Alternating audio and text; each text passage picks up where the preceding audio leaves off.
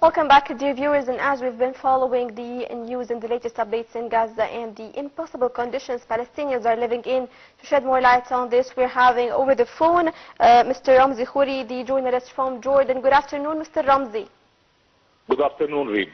First of all, I have here some contradictions that we're witnessing regarding the American administration, as the White House National Security spokesperson John Kirby has told reporters that the Biden administration is urging Hamas to sign on to a new ceasefire deal that would include the release of hostages. On the other side, the administration of President Joe Biden has notified Congress of a proposed $8 billion arms sale to Israel. How do you comment on this contradiction? What is the American administration is doing? Are they supporting a deal regarding a ceasefire, or supporting Israel through more financial support and arms?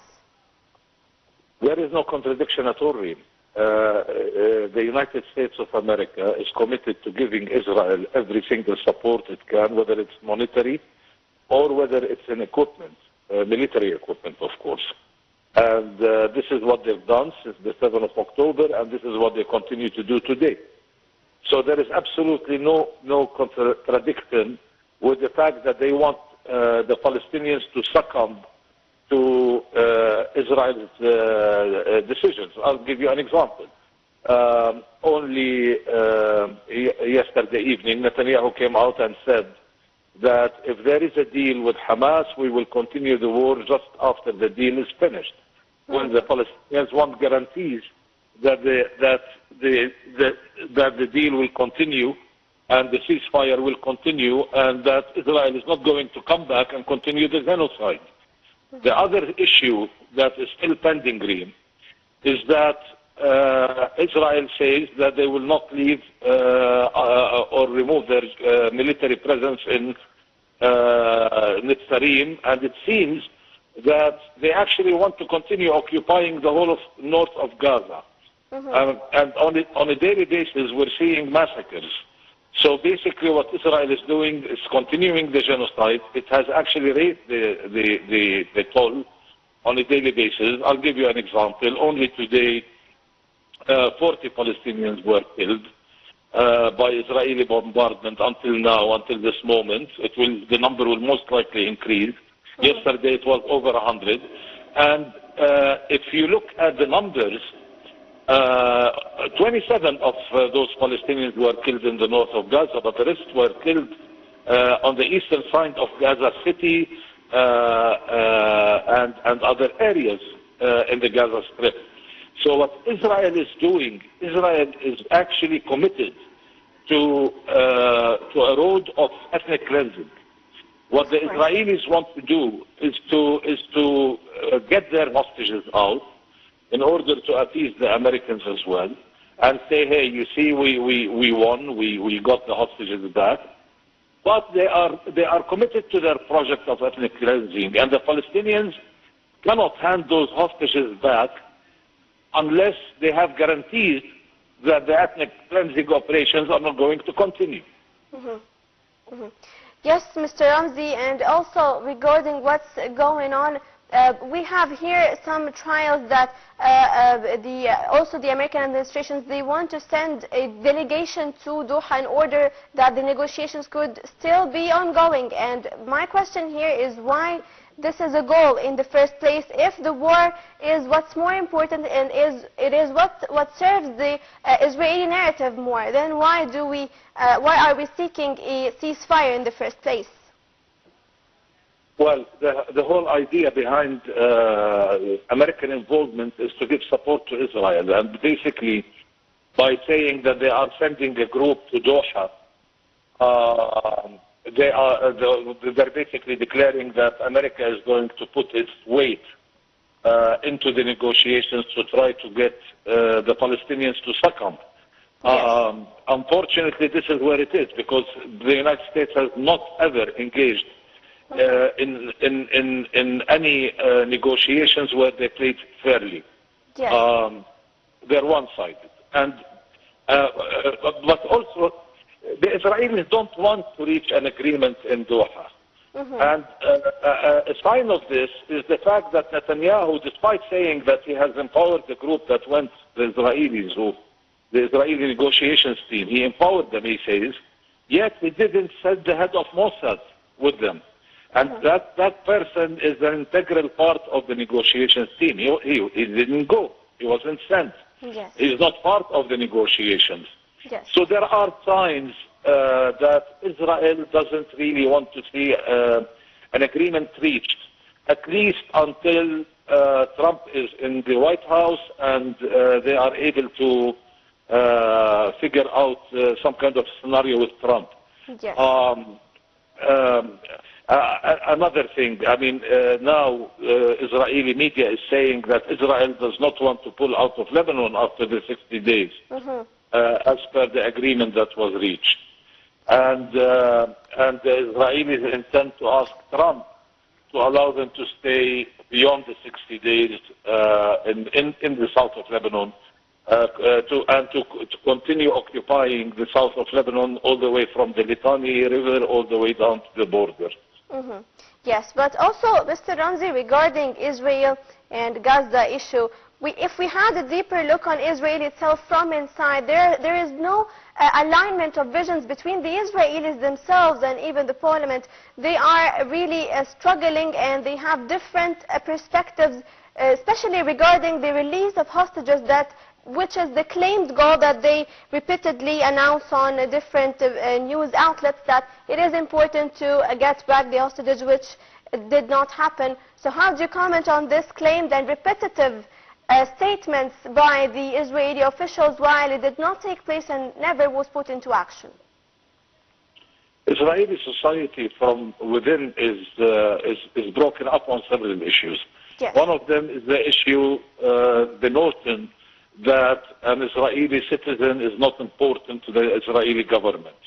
And therefore the Israeli government didn't do much to get the hostages back alive. On the contrary, their continued attacks were promising to kill these hostages. So that is a very big problem for the Israelis, who've always thought that being an Israeli means that you are above law, you are above everything, you're the most important person on earth, etc., etc. But if your own government doesn't care about you and is allowing you to rot in Gaza, then there is a problem with that notion.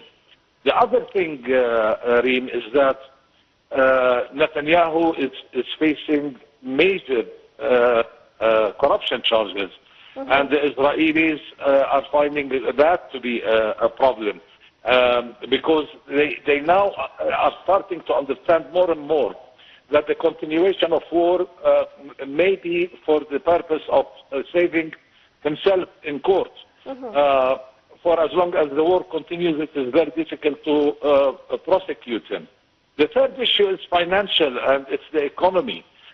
This very long war, if it wasn't the lifeline of the United States of America that has kept Israel up, standing on its feet, and continuing with this war in all directions, Israel would have collapsed as a state by now.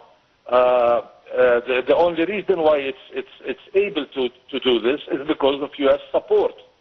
Many Israelis today are wondering what happens if U.S. support stops. Let's say something happens. Maybe Trump doesn't like to continue dishing out billions of dollars onto Israel when his own people and his own economy needs it more. So people are starting to wonder about that element. If the United States cuts us off, what happens to us? What happens to the state of Israel? How will Israel sustain itself? And by the way, unemployment is up, the deficit is huge. All of the money that America has been sending to Israel has not covered Israel's economy and maintained the lifestyle of Israeli people. So Israel is in deficit right now. And a lot of the money that Israel has been taking from all over the world is debt.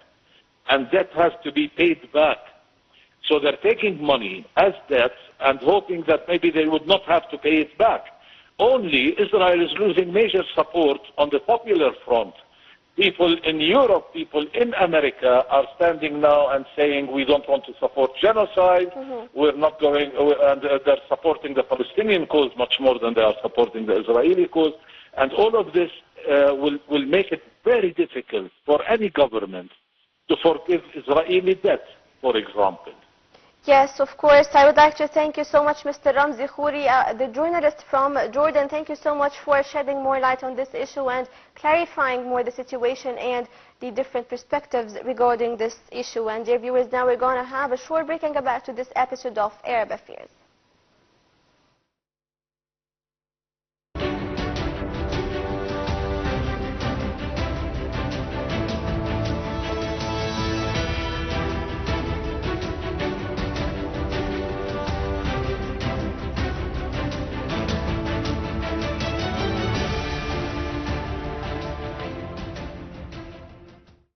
The UN decried that infants and others were freezing to death in Gaza, where it said an estimated 945,000 people still need help to shelter from winter conditions, with children dying of hypothermia. The United Nations Migration Agency said it was deeply alarmed by the devastating impact of winter rains and freezing temperatures on displaced Palestinians, which were adding to the unparalleled humanitarian catastrophe in the Gaza Strip.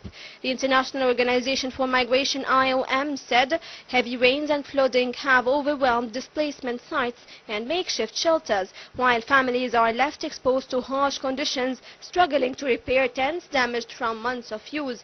The agency said access constraints had severely hindered aid delivery, with only 285,000 people receiving shelter support since last September.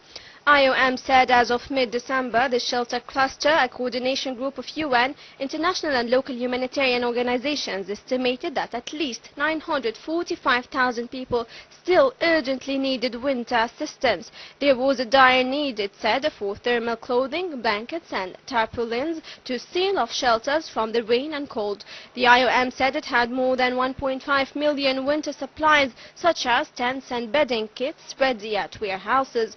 The IOM called for a ceasefire and unimpeded humanitarian access, along with the release of all hostages. Gaza Health Ministry said on Saturday that Israel's military offensive in the Gaza Strip has killed at least 45,717 Palestinians and wounded 108,856 since October 7, 2023.